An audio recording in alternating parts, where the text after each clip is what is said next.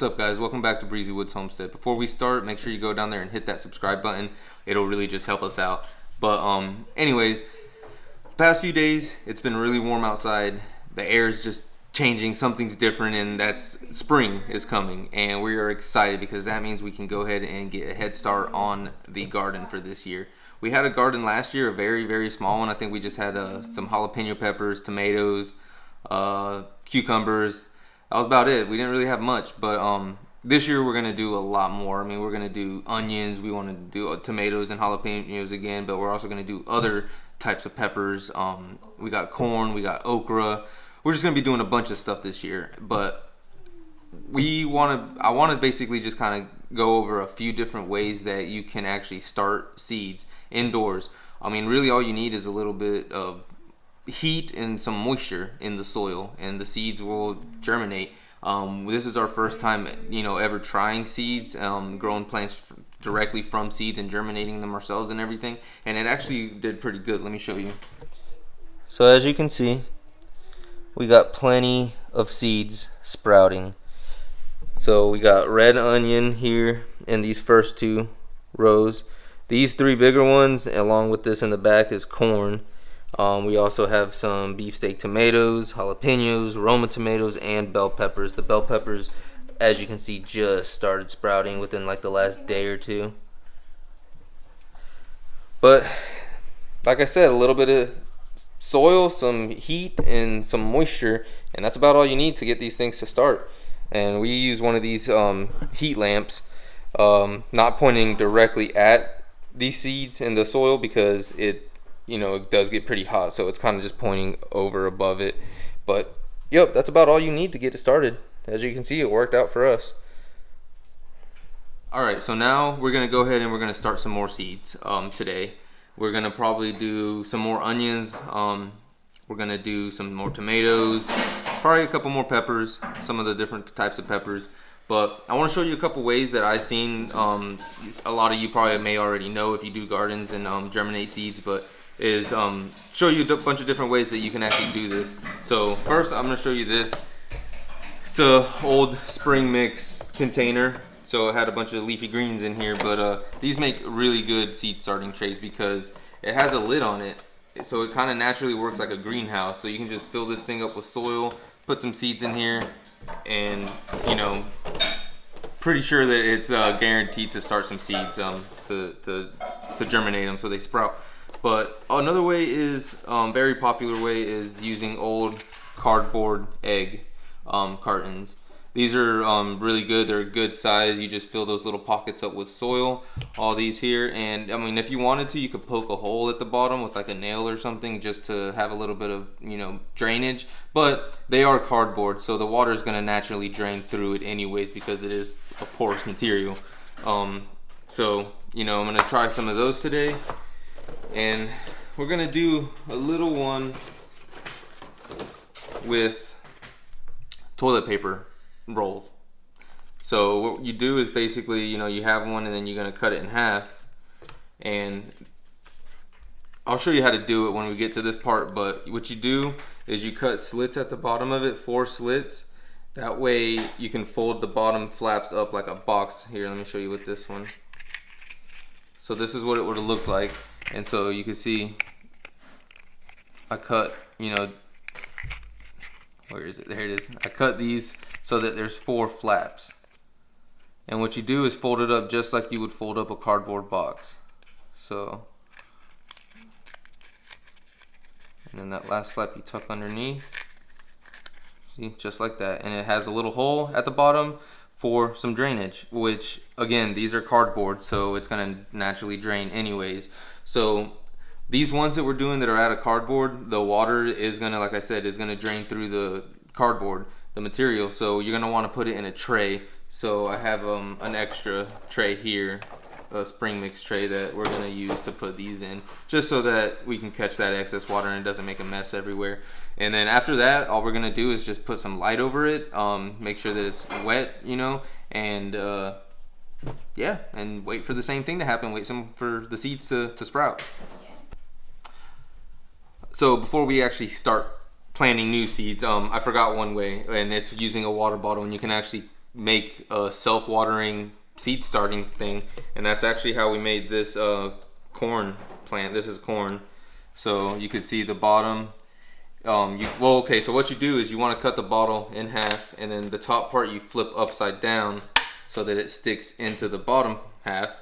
And the cap, I screwed it on there just so that the soil wouldn't kind of fall out into the water underneath, but I also did poke holes in there so that there is contact between the soil and the water, so that what it'll do is it'll wick it up. It'll kind of like suck the water up from down here, and you just don't have to water them as much, I guess. It just, something we experimented with, something I seen online, and it's been working. Like I said, we don't really water this plant, and it's doing good. Ever so often though, the water below the level will drop, and you will just have to refill it is all. So you can see this one's actually about halfway down now, and it was filled up close to the top, so it works. The soil, as you can see, looks nice and moist, and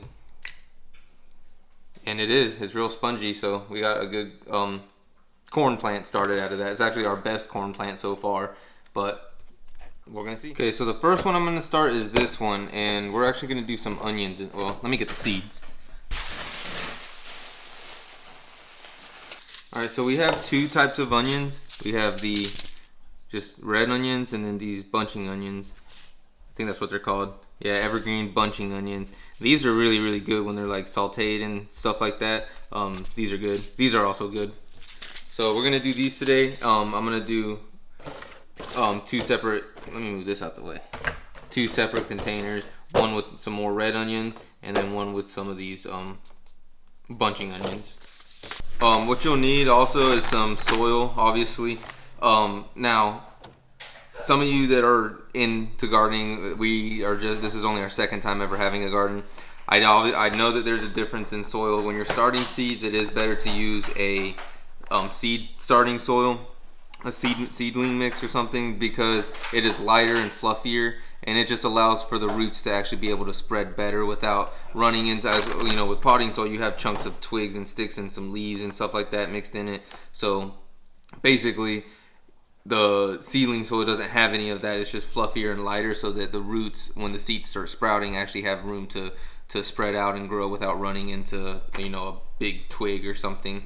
But we're gonna use this. This is what we used to start the other batch of seeds, and it worked. So I'm gonna give it a try again.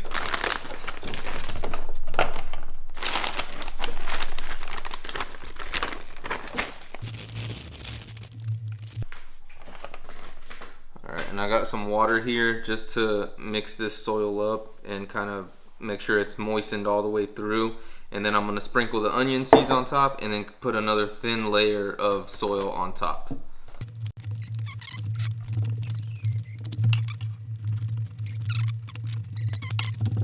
Alright, so now that all the soil is nice and moist, we got the seeds. I'm going to sprinkle those in. These seed packets are kind of hard to open sometimes. Like, they don't just... Maybe it's just me. Maybe I'm bad at opening seeds. See, I feel like it just tears.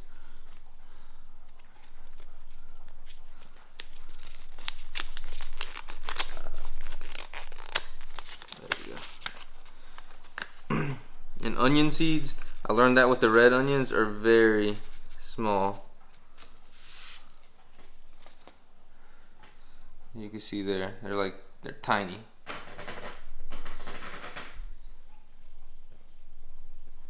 So I'm just gonna sprinkle these around, and then later when they sprout, we'll obviously pick out the kind of weaker ones or ones that aren't doing as well, and thin this out, and just let the bigger ones grow.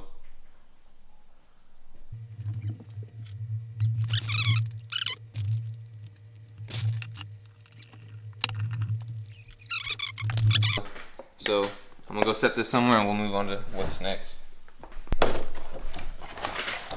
So we're just gonna do some more red onions in this one.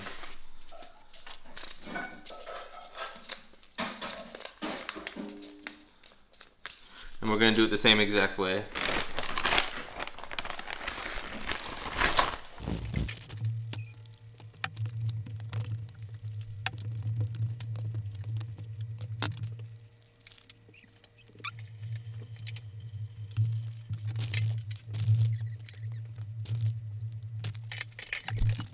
All right, so next we're gonna move on to these egg cartons, and I really like this idea. I just think the fact that it's made out of cardboard and it has natural drainage for the water to kind of go through and everything is a really cool aspect about it. But more importantly, we're saving waste. I mean, normally this would just get tossed into the trash.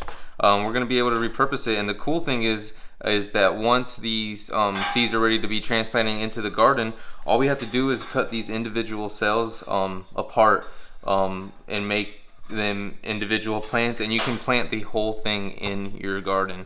The cardboard will naturally just kind of dissolve and corrode away, so there's no need to actually remove the soil block with the plant. I guess we'll call it the soil block with the plant out of these little cubbies to put into the garden. You can just put this whole thing directly in there, and kind of saves work, kind of saves from having to take your sprouts out of the seedling trays and then put them in the garden and everything. With this, you just put it directly in there, so it's a really cool idea.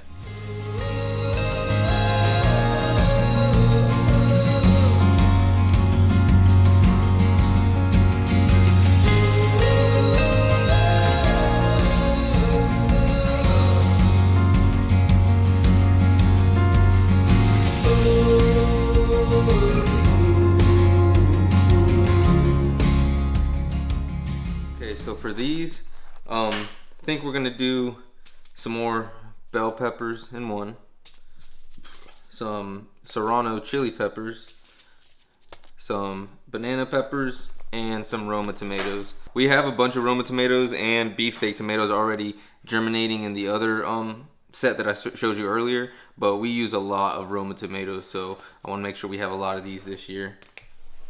So without further ado, I'm gonna go in through and just kind of moisten the soil a little bit.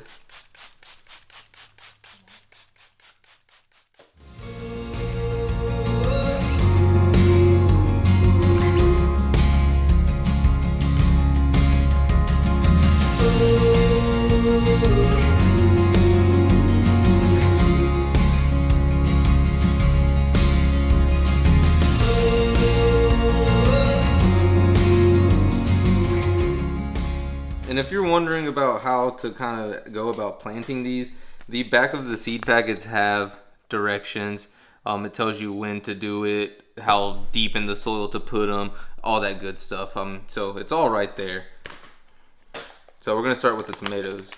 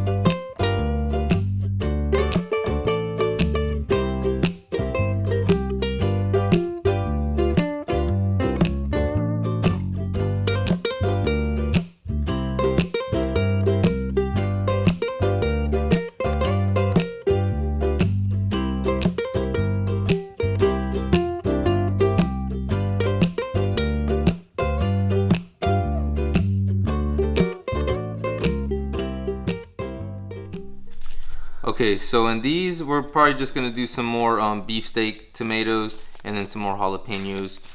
But I feel like I keep saying that word wrong, jalapenos.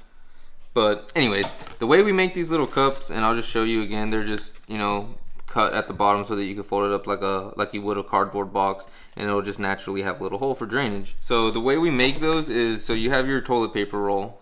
Let me back up some. So you got your toilet paper roll. You're gonna just cut it in half.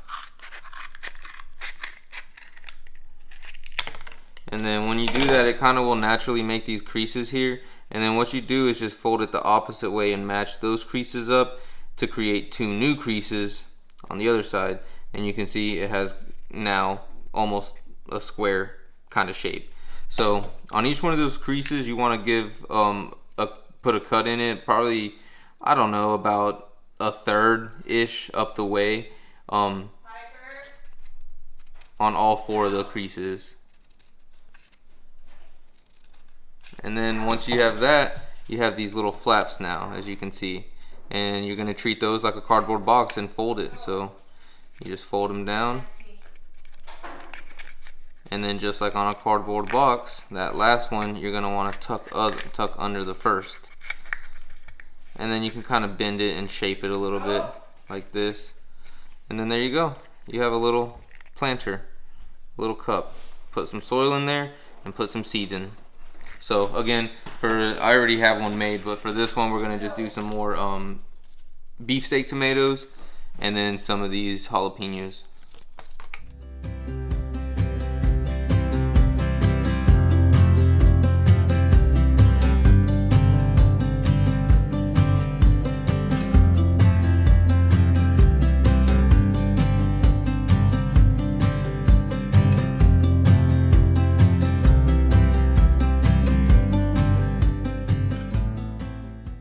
Okay, and last but not least, I'm going to show you how we use the water bottles.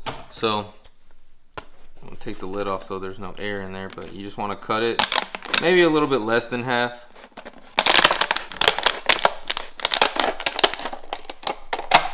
Just like that. And then this can go there, and I like to also trim a little bit off the top of the top.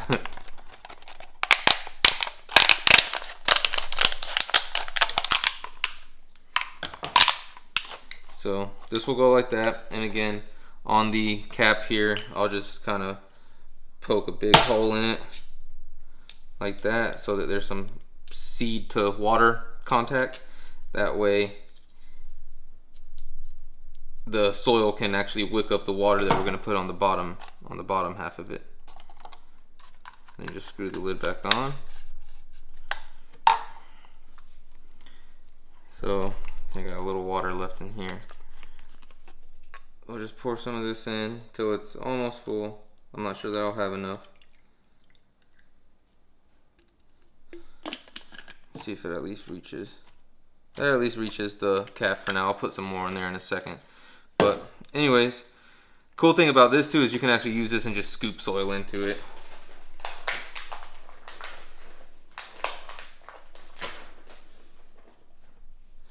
Alright, just like that. So as you can see, the lid is kind of in the water, so that soil will just be soaking up all that water. And then I am going to wet the top just to kind of give it a head start. And I'm just going to put probably like two tomato seeds in this one of the beefsteak, since I forgot to put them in the last one. So let's see how this works out.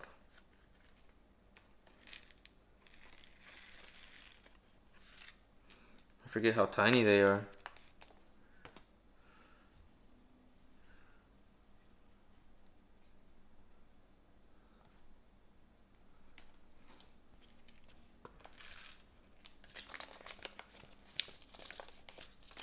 Alright guys, and there you have it. That is a few different methods that we're going to kind of try out this season to start some seeds. So far we had some good luck with the seed starting tray we bought from the store.